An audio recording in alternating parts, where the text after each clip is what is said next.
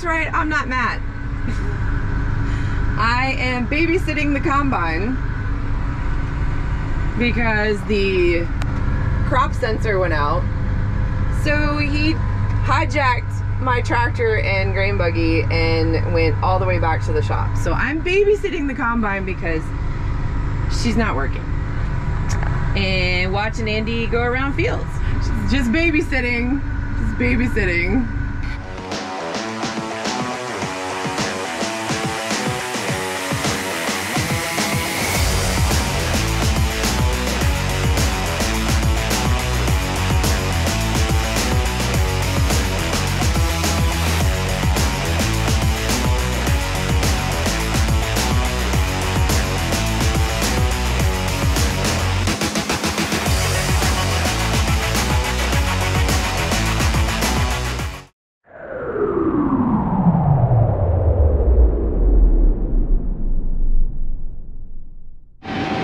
Ladies and gentlemen, let's give you a little behind the scenes.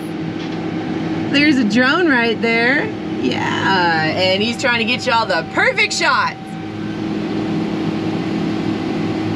Please don't run it over. Yeah. That's what GPS can do.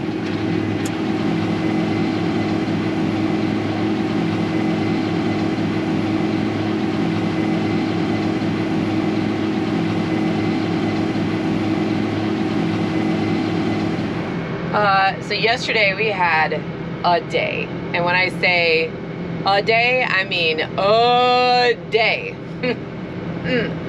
So we broke down 3 times.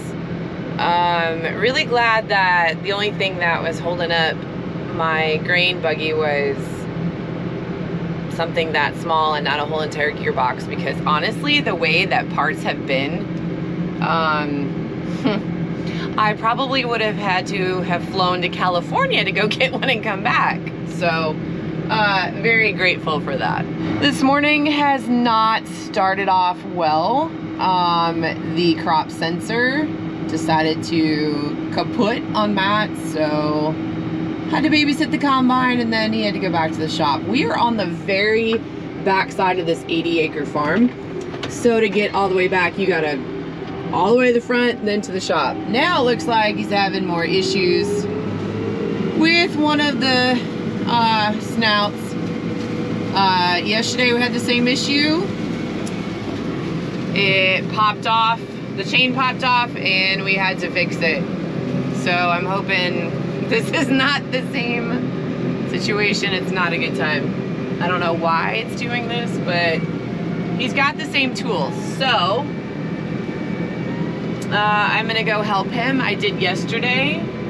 Yeah, it's the same thing. So what you have to do on that one is you literally, it takes 2 people. You've got to unscrew the back of the spring and then unscrew another nut, and it takes a lot of time to put the chain back on. So that's what I'm gonna go help him do again, except it's a different unit. It's not the same one. I guess the header has decided it wants to throw hissy fits. So the sprocket on a different header has come off. It ate the cap into the sprocket, so we cannot save it. So Matt is on the phone right now trying to get replacement parts. Problem is, the replacement part people are a good 45 minutes away. They said they would meet us. We have shelled all of 17,160 pounds of corn since 10 a.m. Well, the problems from yesterday seem to have followed us to today. Yep, corn head is down.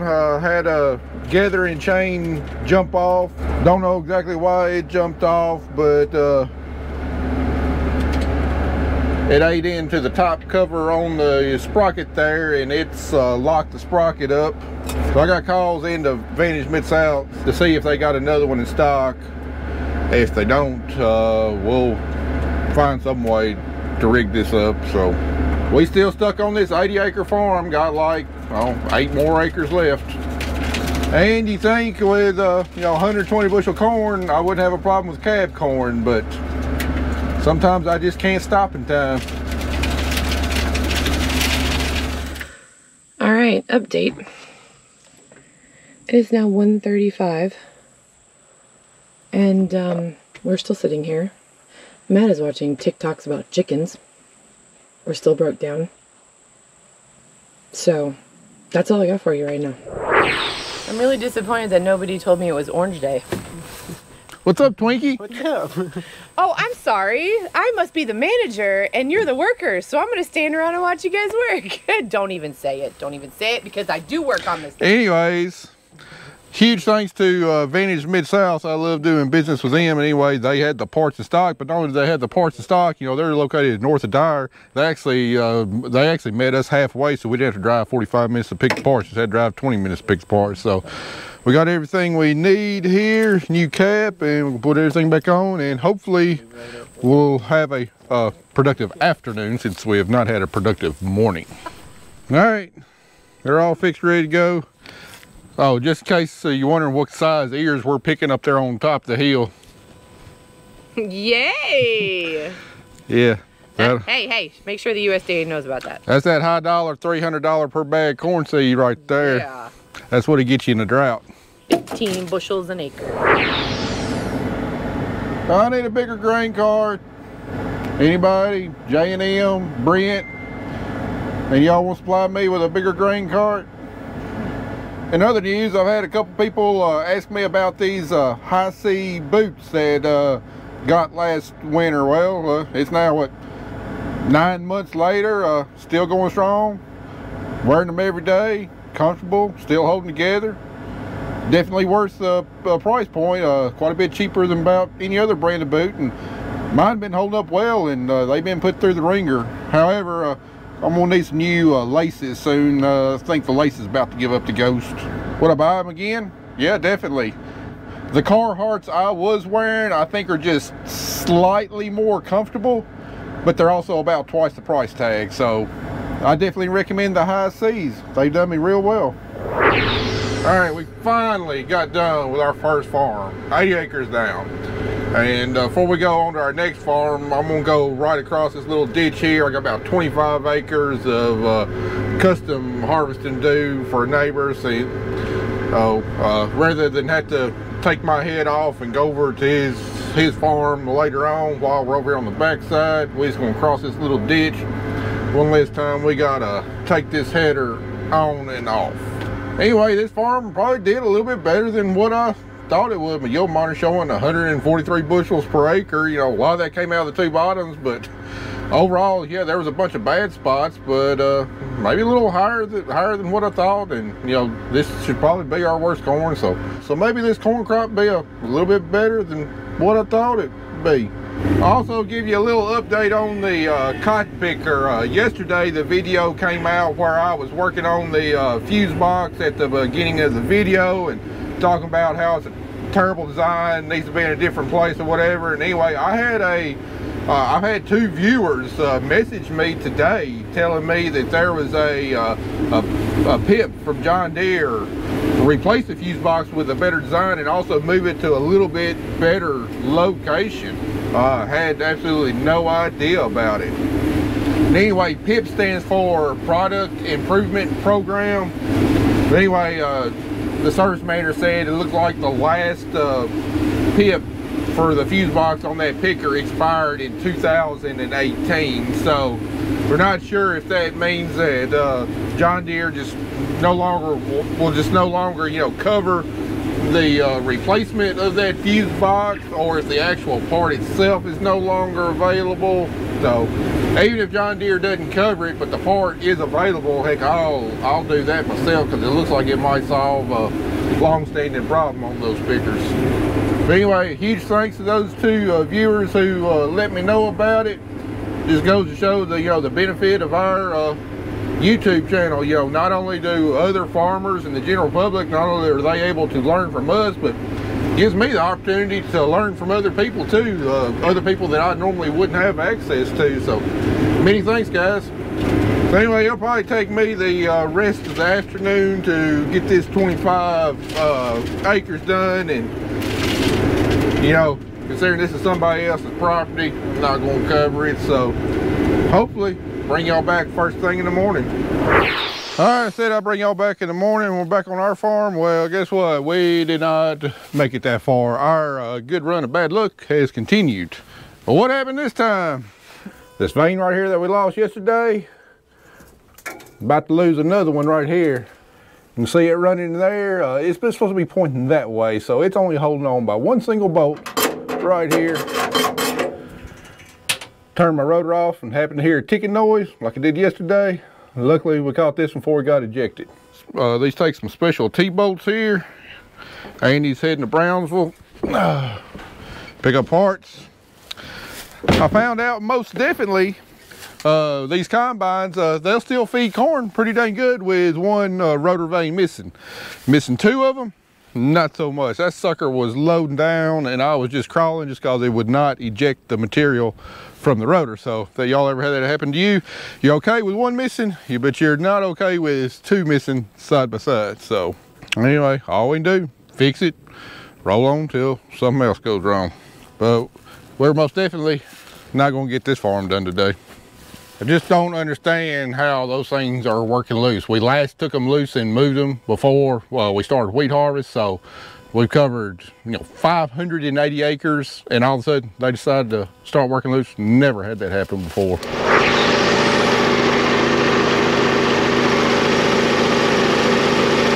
is how day 3 is going.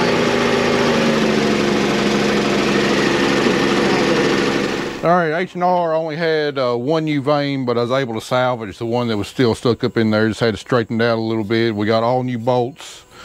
These are the T-bolts that hold them in. You can tell I got one of them welded on there because the top bolt, is literally on very tip top of the cage, and there's no way to reach your arm up and around and stick a bolt through. So we got the top bolt on both of them welded up in there, and then we'll stick it up in there, try to get the nut on top, and then we can fit the other two bolts on each one of them that hold them in. All right, there's a slot for it.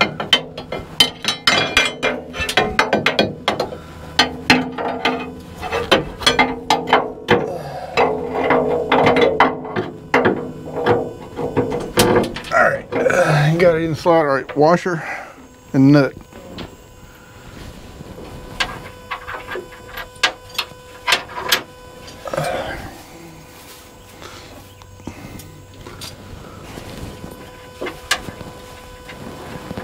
There really ain't hard enough for him to get this nut started on here, except with my fingertips.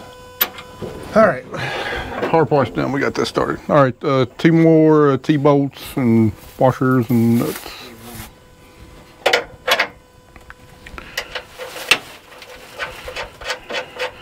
All right, now all we do, tighten them up real good, and get this other one in, and we'll be ready to go. All right, she's fixed. I'll tell you what, me and Andy are just plumb filthy.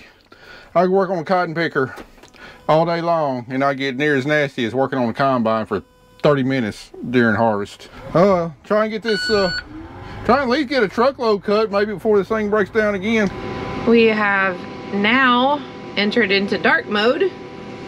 It is 7:56. We've cut a whopping 3 trucks today since 10 a.m. when we started. And I don't know how much longer he wants to run. I'm out here. I'm tired because I get up at 6:30 every morning, and by the time I go home I still have another hour and a half of stuff to do. So, oh, and our dryer is in 47 pieces right now, so that's fun. We have to find time to fix it in between all of this. He'll probably fix it when we run out of clothes, but just out here living the dream. This is how day 4 is going. Issues with the auger in the buggy. So, day 4 of corn harvest is already starting off with a bang, meaning my buggy decided to have some issues. So, the guys got it fixed. We were having problems with this auger. And then got my light fixed. And hopefully now we can start shelling some corn at 11:16 when we should have started an hour ago.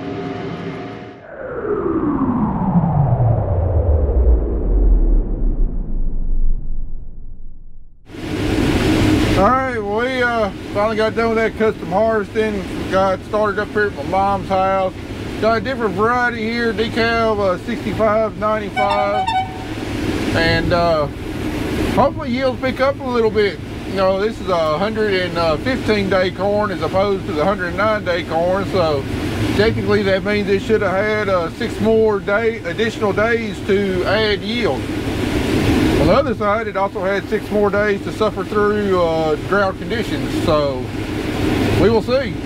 Early returns look good. I mean, this spot right here is up there right around 200 bushels an acre. Not bad for thin hill soil. I don't think it's going to be like that over this whole farm. I mean, there's some really dry, thin spots on this farm. This is a pretty good kind of hill top right here, and not looking too shabby. I'll take that. But anyway, we're right here, I mean, like 300 yards from the bend, so hopefully I don't have to do any waiting on around on Kelly or Andy or anything, and we can mow through this 60 acres about as quick as possible. All right, so we've moved fields, but it wasn't without fun and adventure. I shouldn't be laughing about this, but at this point you just have to. But I went for a ride. When I tell you a ride, you remember back in the 70s when they used to have lowriders, and then the lowrider would pop up and then it would do this the whole time down the street? The service truck has now decided it identifies as a lowrider. And it took me about 20 minutes to go less than a half a mile. I literally, the whole way here. So now I've got it back at the shop, but I don't think Matt's gonna be too happy about it. I laughed the whole time because at this point it's like, it's laughable. Everything that has happened, I can't, like, I was literally laughing so hard I really thought I was gonna lose it. So another day on Griggs Farms. Day 4 is turning out to be an absolute cluster. As you can see all the corn on the ground when I come around here. The buggy broke again. Again! Oh man, now we have to manually unload it at the bins. So, Captain is not happy. Draco though, he's having a good time over here. So, I love farming so much.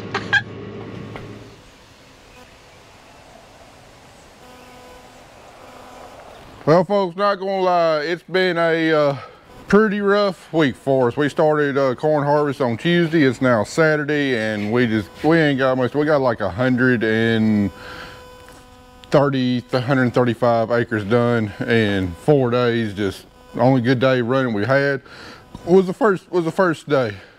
Yesterday was going out pretty good until it wasn't. This thing gave us fits again yesterday. Had problems with it choking up twice. Had fits yesterday twice with it choking up, making the gearbox slip, and finally after the second time I was like, we got to figure out what's wrong with this. So anyway, it was slipping down there at the gearbox, and it's also slipping up here at the joint. You can see that Ian dog right there. No, that's not a new piece. That's the original piece, and just like during wheat harvest, I had to weld it up again because it was rounding off.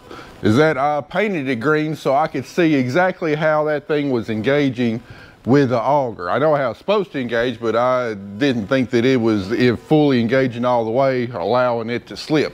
And after I painted it, set the auger down and run it, I could see the wear marks on that dog, and sure enough, the auger wasn't coming all the way down on that dog, and the ears were only about half engaging, thus allowing it to slip. And if it slips once revolution there, this bottom auger gets jammed up with corn, and then you start having problems down here. So anyway, on this end of the auger, you can see that bearing cap is spring loaded, and also there's adjustment threads on the end of the auger. Somehow, some way, I guess it worked to where that adjustment nut, the auger worked its way up to where it was about a ½ inch higher than what it was supposed to be, thus the dog was not fully engaging. So anyway, we got it raised up, I loosened all that up, let the auger go down all the way, and then adjusted the nut to where now it is fully engaging.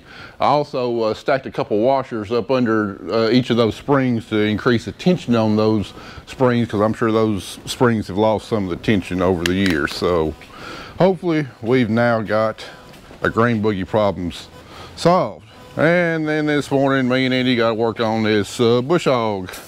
Stump jumper came off yesterday, and believe what happened is our cotter pin in here, our cotter pin failed, allowing the nut to work off, and then of course the stump jumper come off. So no big deal. Me and Andy just gotta manhandle it back up there. So anyway, that's the summary for yesterday. I didn't really film much of it because, well, I wasn't in a very pleasant mood. Thought it'd be best if I just gave you a recap today. So anyway, we're gonna get this fixed, get combine service, hopefully have a productive day today. All right, first test of the newly repaired grain buggies. Keep our fingers crossed.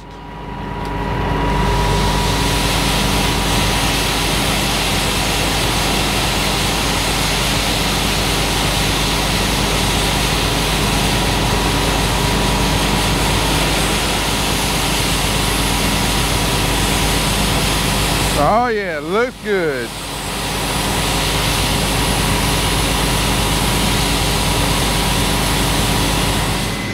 Well, now she's working like a champ. Not making any noise, not rattling. So maybe today will be a better day. It is a beautiful day though.